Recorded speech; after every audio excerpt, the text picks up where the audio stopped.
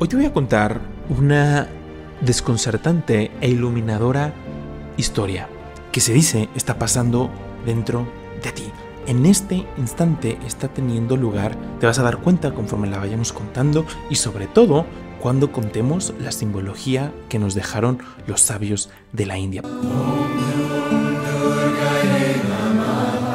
La historia es la de un demonio de nombre Mahishasura. Nos habla del momento en el que Shiva está sentado y está meditando y a su mente llega el pensamiento de decir, ¿cómo puedo enseñarle al mundo el poder de la sagrada energía, el poder de Shakti, el poder de la madre? ¿Cómo se lo puedo mostrar? ¿Cómo puedo mostrar el amor que le tiene al mundo? Y decide bendecir a un demonio. Una pequeña proyección del mismo Shiva pasa a ese demonio. Era tal la bendición de Shiva que fue capaz de hacer así se llama, en sánscrito se llama tapas, una disciplina y practicar austeridades que muy pocas personas estaban a la altura de practicar ese nivel de austeridades, puesto había recibido una bendición, una pequeña proyección de Shiva estaba ahí. Hizo lo impensable. Y aquí es bien interesante cómo la cultura hindú describe a estos asuras, porque pensaríamos en entes, nuestra mente occidental piensa en aspectos que están alejados de la divinidad o que no creen o la repudian de alguna manera. No, son perfectamente conscientes de lo supremo que es la divinidad, que tienen que ir a pedir a la divinidad sus bendiciones. Después, ya que obtienen las bendiciones, siembran terror en el cosmos. Y es que se tiene que encarnar la divinidad misma para decir, a ver, ¿es suficiente? Y los retiran simplemente. De hecho, hay una historia que lo ejemplifica perfecto y es la historia de la ciudad de Trípura. En esta historia se narra como fruto de la disciplina de estos asuras, fruto de sus prácticas tan severas, son bendecidos con una ciudad llena de opulencia. Les otorgan una cantidad descomunal de poder. Los devas se preocupan y van con el dios Vishnu y les dice, oye, necesitamos que nos ayudes porque son demasiado poderosos. Si los intentamos atacar, se refugian en esta ciudad de Trípura que es impenetrable. Vishnu decide ayudarlos y decide encarnarse porque se cuenta como había un montón de condiciones para que esta ciudad fuese destruida. Y estas condiciones solamente las podía cumplir Shiva. Pero cuando los devas van con Shiva, Shiva les dice que no va a actuar. Hasta que no vea algo que de verdad amenace el equilibrio, el balance, no va a actuar. Y cuando van con Vishnu, su forma de ayudarlos es crear una forma que va a ir a esparcir la filosofía del ateísmo en la ciudad de Trípura. Les dice, en este momento muchos de los asuras se refugian en Shiva, practican austeridades para complacerle a él y para complacer a Brahma. Sin embargo, esta filosofía va a hacer que empiecen a negarlos. Y eso es lo que representa el punto de quiebre del Dharma. En ese momento, Shiva va a decidir actuar. Y es lo que sucede. Esta forma va y empieza a esparcir el ateísmo. Les dice, ¿qué hay Dios? No hay ningún Dios. ¿A qué le hacen? ¿Para qué practican austeridades? Ya tienen todo el poder que ustedes necesitan. Y es gracias a ustedes, no es gracias a nadie más. Solamente cuentan ustedes. No hay nada más allá. Eso de Dios, eso de Shiva, no existe. Y en ese momento es que Shiva, que ve ese punto de quiebre, dice, esto tiene que ser destruido, esto tiene que ser diluido. Y ahí es cuando decide actuar. Pero es bien interesante aquí como tanto los devas, tanto las cualidades positivas como las negativas, todo lo que obtienen es por la gracia de la divinidad, que es justamente el objetivo que tiene Shiva al bendecir, al proyectar un poquito de sí mismo en Mahishasura, que el mundo conozca el poder y el amor de la Madre Divina, la cual se va a encarnar para pelear contra el demonio Mahishasura, el cual se dice ansía poder infinito e inmortalidad. Está determinado a subyugar a los dioses y con este objetivo se entrega a intensas austeridades para obtener el favor divino. El dios Brahma, un ser de neutralidad, responde a las acciones sin juzgar si son buenas o son malas. Es este quien le concede una bendición. Aunque la inmortalidad es imposible, pues todo lo que nace debe morir, Mahishasura, de manera astuta, busca hacer su muerte casi imposible, especificando una serie de condiciones extraordinarias para su fallecimiento. Entre esas condiciones, establece que solo puede ser asesinado por una mujer. Se ve a sí mismo con tal poder y fuerza que subestima a las mujeres considerándolas inferiores y débiles. Con las bendiciones de Brahma, este se lanza a conquistar los reinos y aterrorizar a la creación. Sume al cosmos en una terrible hora de oscuridad. Los dioses, liderados por Indra, se encuentran impotentes y recurren a la Trimurti. Compuesta por el mismo Brahma, Vishnu y Shiva, explican la grave situación y piden su ayuda para contrarrestar la amenaza. La Trimurti, estos tres dioses, aceptan ayudar a los devas. Sin embargo, se dan cuenta que es únicamente la combinación de la energía de sus tres consortes la que puede hacerle frente a Mahishasura. Sin embargo, se dicen unos a otros, no podemos enviarlas a ellas, son demasiado puras. ¿Cómo va a ir Sarasvati? ¿Cómo va a ir Parvati? ¿Cómo va a ir Lakshmi contra este demonio? La Trimurti decide pedir permiso a Mahadevi, a Adi Parashakti, la energía primordial para crear la forma de Durga. Y justamente Durga, con todos esos brazos, con todas esas armas, están representando el poder de Shiva, Vishnu, Brahma y todas las cualidades naturales. Fue montada en un tigre. Hay distintas representaciones en las que también se le ve a Durga montada en un león. Es en esta forma en la cual va a combatir al demonio Mahishasura. Pero algo bien interesante pasa. Mientras este demonio está absorto en su tapas, en su disciplina, era tal profunda su meditación, imagínate lo que estamos hablando aquí, lo desconcertante que puede sonar para nuestra mente. Bueno, por lo menos para mí sonó bastante desconcertante. Fue tal su nivel de absorción que puede ver al futuro lo que va a suceder. Primero, esto se le revela a través de un sueño, en donde contempla a una hermosa e imponente mujer de cabello largo montada en un león. Al contemplarla, al sentir su energía, se da cuenta que esa será la causa de su destrucción. Contempla una terrible batalla cuyo desenlace es su aniquilación.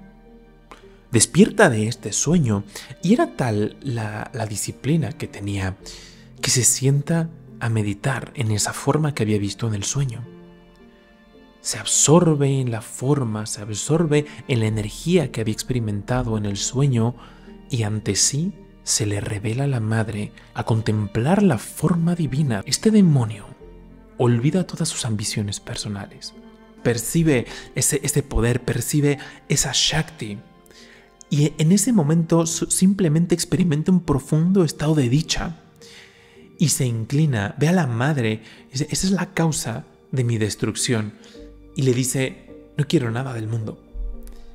Al grado que el poder que tiene la divinidad, este demonio queriéndolo todo, queriendo sembrar caos, queriendo enaltecer su propio ego, fruto de su disciplina espiritual, observa la causa de su destrucción y se rinde a ella. Dice, no quiero nada ya. Soy tu devoto. Solamente te quiero a ti. Solo quiero una bendición tuya. Quedaba todavía algo de ese vestigio de karma denso y oscuro. Y dice, solo quiero una bendición tuya. Porque se dice que el devoto supremo simplemente se entrega. Hay otra historia bien linda que esta es de Vishnu, que se cuenta, la escritura es el Bhagavata Purana, que dice aquel que se le manifieste la divinidad en cualquier forma y no le pida moksha, no es un devoto supremo, no está completo. Moksha quiere decir la liberación final. Este demonio, a pesar de esa devoción que sintió, le dice, concédeme solo una cosa. Ya no voy a hacer, ya no quiero nada de lo que había pedido antes. Ya solo te quiero a ti y si puedes, una bendición. Quiero participar en los yagyas que se ofrecen a los dioses. Quiere que se le ofrezcan también su parte en los rituales.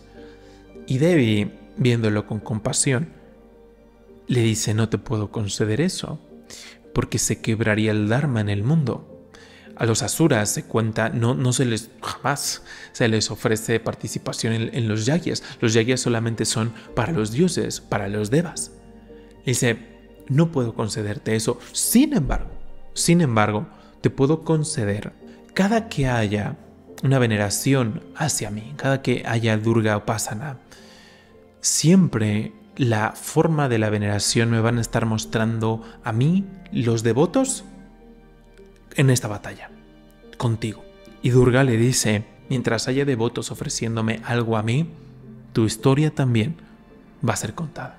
Sin embargo, había un papel que jugar.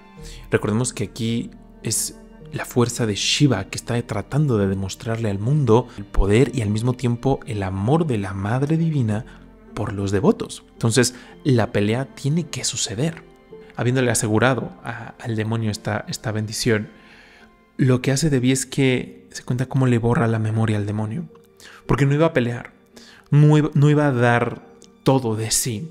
Se cuenta después en el Purana cómo también llega un punto en el que el miedo lo inunda porque ve la fuerza descomunal a la que se está enfrentando. Se percibe así como diminuto, como casi nada, a pesar de ser una asura, a pesar de su disciplina, a pesar de ese poder, de esas bendiciones, se percibe como nada en comparación del poder, de la luminosidad de la Madre Durga. Entonces Devi, para evitar esto, le borra la memoria al demonio. Y de esta forma es que ahora sí, se entrega en un 100% a la pelea únicamente para enaltecer el nombre de Devi. Al ver la determinación de Durga, el demonio se dice que empieza a cambiar de formas. Empieza con un búfalo. Sin embargo, conforme este va cambiando, Durga va asumiendo una forma cada vez más poderosa, hasta que después de 9 noches, después de 9 formas, es en donde se levanta la fuerza del bien sobre el mal, la fuerza de la energía sobre la inercia. Ahora, el simbolismo es mágico, porque como dijimos al principio, está hablando de nosotros. Esta historia nos representa. La cualidad de nuestro ego que está cubierta por la ignorancia es este demonio. Nosotros, una parte de nosotros tiene a este demonio de Mahishasura. Es esa individualidad que a toda costa quiere persistir, que se aferra a lo limitado, que se aferra a la inercia. Se dice que uno de los miedos más grandes que tenemos es el miedo a la muerte. El ego, cuando no está identificado con la divinidad, cuando no se identifica como conciencia, como eterno gozo, como la auténtica inmortalidad, se ve a sí mismo como limitado y va a intentar de 1 y 1000 formas preservarse a sí mismo. Nosotros, conforme vamos creciendo, conforme vamos atravesando numerosas encarnaciones, nos llenamos de deseos, de compulsiones, de apego. Hay un torrente insaciable. Esta es la forma que tiene nuestra individualidad cuando nos identifica con Dios e intenta a toda costa preservar su existencia. Cada quien lo puede comprobar. Cada uno de nosotros, en mayor o medida, podemos ver esta batalla sucediendo dentro. Cuando hay esfuerzos espirituales, no importa lo limitados que estos sean, ves a la Madre Durga peleando dentro de ti. Ahora bien, no siempre queremos pelear contra Mahishasura. A nivel interno, la historia no empieza así. Mahishasura, recuerda, es bendecido por Brahma. Brahma también vive dentro de ti. Nosotros somos los que damos esas bendiciones a este demonio. No empieza peleando contra la madre. Ese no es el inicio de la historia. Empieza para nosotros siendo muy atractivo a la vista. Esa ignorancia nos llama. Lo primero que pide, la primera bendición que le damos a este demonio es nuestra atención en el aspecto externo. No nos asusta, nos atrae, nos llama. ¿Y qué hacemos? Lo vamos alimentando. Primero atención, después voluntad, pensamientos. A veces no lo pensamos, pero nuestros sentidos, tu atención, tu voluntad son auténticos milagros. No los vemos así porque estamos habituados a ellos. Estamos habituados a sentir, a ver, a gustar, a escuchar.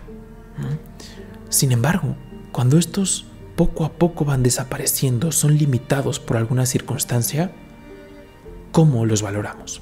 Cuando tu atención gira hacia ese Mahishasura interno, empezamos el proceso de bendiciones y lo vamos alimentando.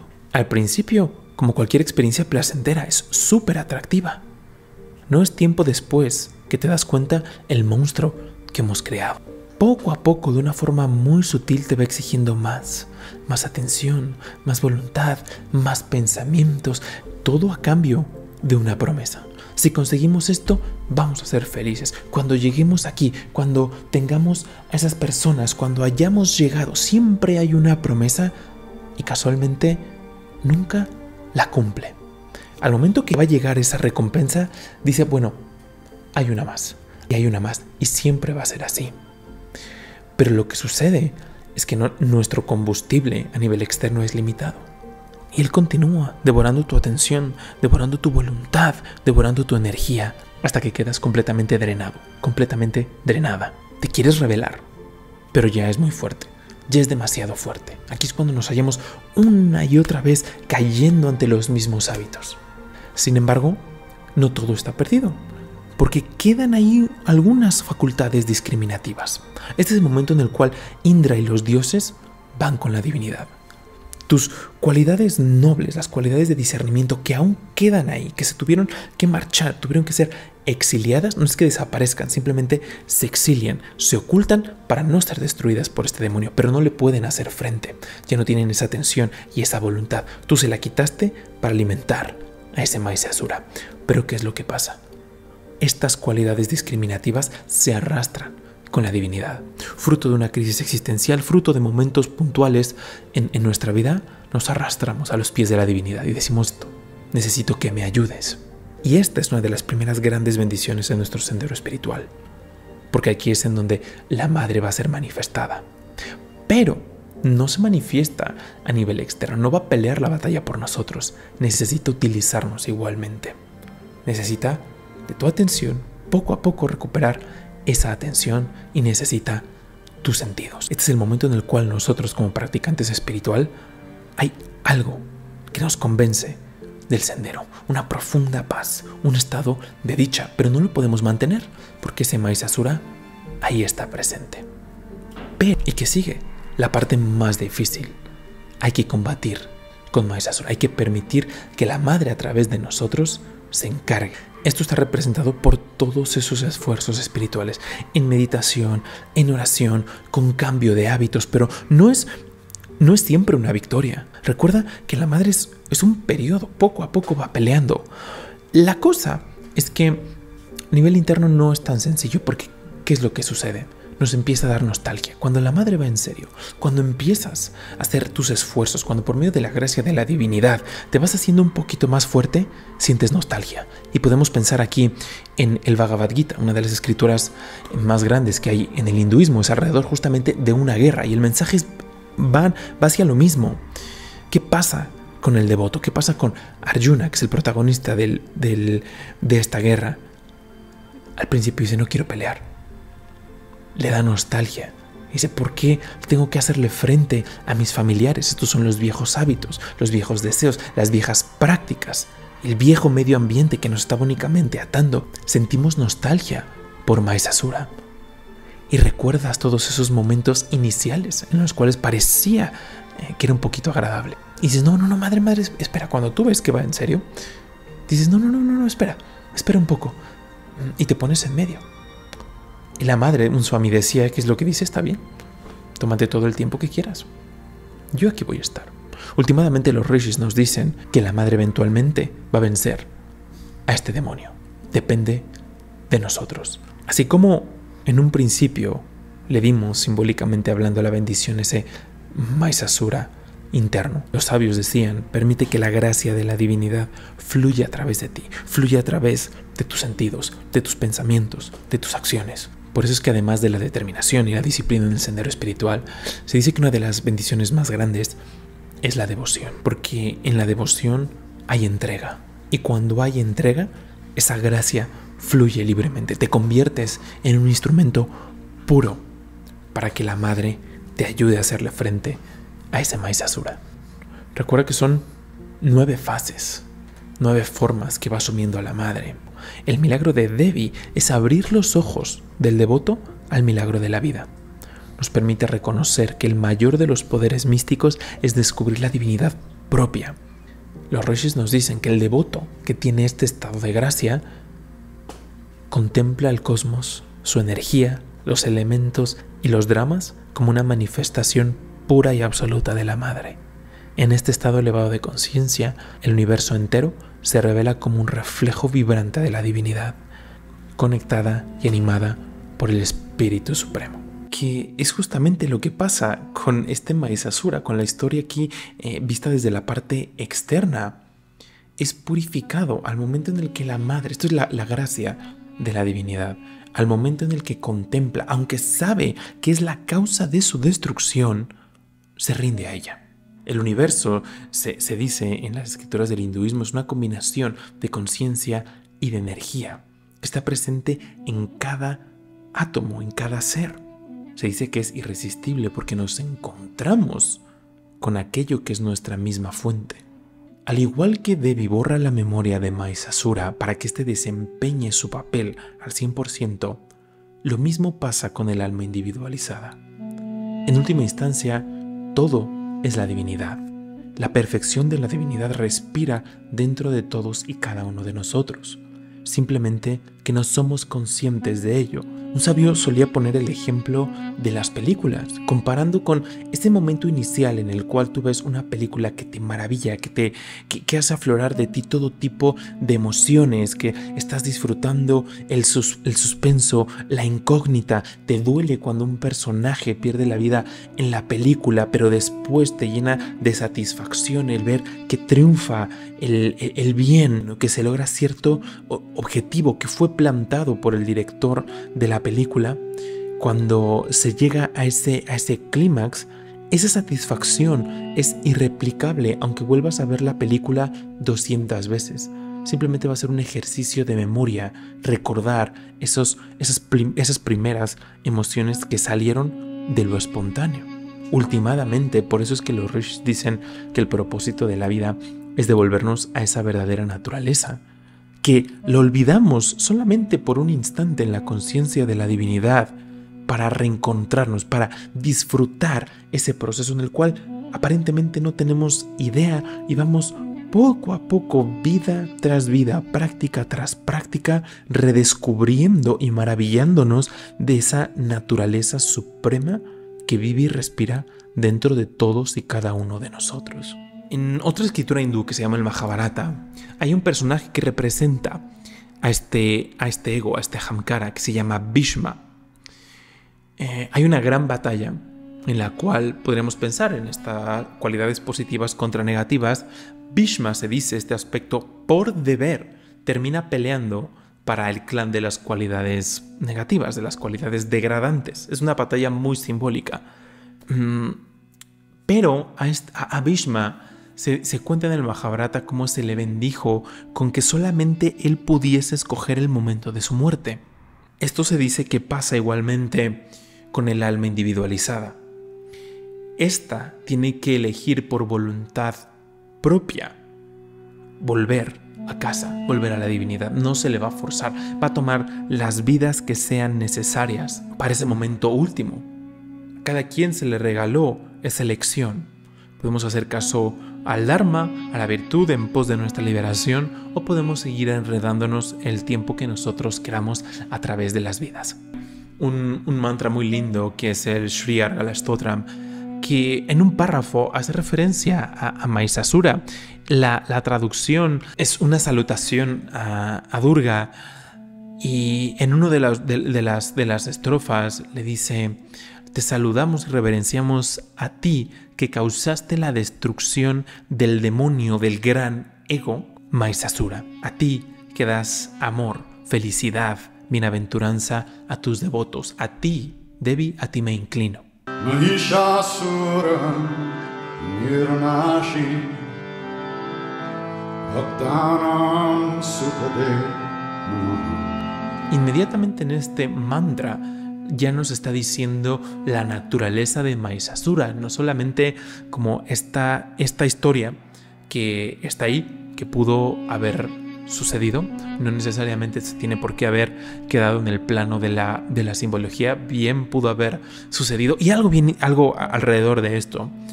Se dice que cualquier practicante espiritual verdaderamente entregado en su sendero, que es meramente interno, puede observar aquellas cosas que sucedieron. Sin embargo, es tan grande que se lo guarda para sí mismo porque es algo súper experimental y sagrado, que ese tipo de batallas, que este tipo de encuentros, cuando un aspecto de la divinidad se encarna para instaurar de nueva cuenta el Dharma en el mundo. Otro caso, tenemos la batalla de Kurukshetra, cuando Krishna y su devoto y su discípulo Arjuna hacen frente a este tipo de cualidades negativas e instauran, purifican a la tierra. Que cualquier devoto, dicen las escrituras, dicen los rishis, que se sumerja profundamente en su interior, puede contemplar, porque esos momentos fueron tan grandes y para el bien del mundo que dejan una huella energética en la cual generaciones futuras se van a continuar beneficiando. Se dice que nosotros, cada vez que recordamos este tipo de peleas, o el Ramayana, que es el viaje del dios Rama, se dice que todo ello dejó una huella energética para que los devotos nos beneficiemos. Cada que nos sumerjamos en la escritura, o cuando nuestra práctica avance y llegue a cierto punto, que podamos contemplar, que podamos ver ese pasar del tiempo. Pero son bien claras porque de alguna forma nos dan el discernimiento para saber cuándo pudo haber sido imaginación o cuándo realmente se trata de una experiencia, porque dicen, aquellos que saben no lo dicen, aquellos que lo han experimentado y lo han visto no lo van a decir. Si es un maestro, se lo va a transmitir a sus discípulos y no a través del habla. Es bien lindo como dejan perfectamente bien los rishis, los sabios, estructurado el sendero, ¿no? A prueba de imaginación. Pero volviendo al aspecto interno, independientemente de lo que pudo o no haber sucedido a nivel externo, cómo esa purificación va teniendo lugar dentro. Cómo llega un momento en el cual uno, independientemente de toda esa oscuridad que tengamos, de todo ese quizá mal karma acumulado, por alguna u otra razón, ya sea práctica espiritual o algún momento, te vuelves un poquito más consciente de la divinidad, de la grandeza que tiene. Y hay una especie de renuncia, que solamente te entregas y te dejas llevar. Sí que es una de las bendiciones más grandes que puede haber en el sendero de un practicante espiritual. Y lo lleva a un nivel adicional porque nos está enseñando, si a uno de estas cualidades tan degradadas, tan oscuras, sumergido en lo peor, le fue posible experimentar este tipo de estados, es el mensaje final de Shiva. ¿Qué no les va a esperar a ustedes? ¿Qué no pueden hacer ustedes con un poquito más de desapasionamiento, con un poquito más de entrega? Al final el objetivo de Shiva era mostrarnos a todos el poder de la divinidad en su aspecto de madre.